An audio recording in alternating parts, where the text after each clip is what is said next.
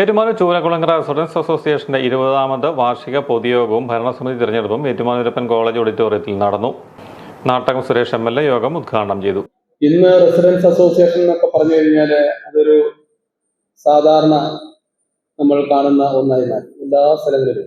20 വർഷം മുമ്പെന്ന് പറയുമ്പോൾ അങ്ങനെ എല്ലാ സ്ഥലങ്ങളിലും ഒന്നുമില്ല. അതിന്റെ തുടക്കക്കാലം അന്ന് ഈ പറഞ്ഞ പോലെ അന്നിങ്ങനെ സംഘടന സംഘടിപ്പിക്കുന്നതിന് കുറെ ബുദ്ധിമുട്ടുകളുണ്ട്.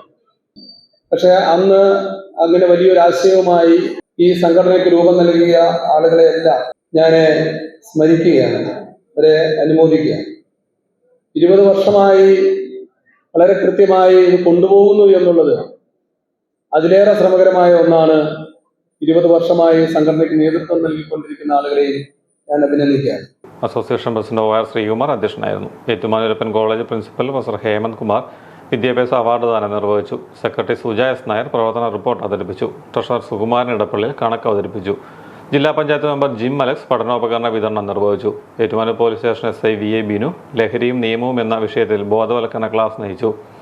അതിരമ്പുഴ പഞ്ചായത്ത് ക്ഷേമകാര്യ standing committee chairman Sanil Kattathi, Korva general secretary B. Chandrakumar, Korva ഭാരവാഹികളായ ത്രേസ്യാമ്മ ജോൺ, KR ഉണ്ണികൃഷ്ണൻ നായർ, ബിജോ കൃഷ്ണൻ, സുശീല കരുണാകരൻ തുടങ്ങിയവർ പ്രസംഗിച്ചു.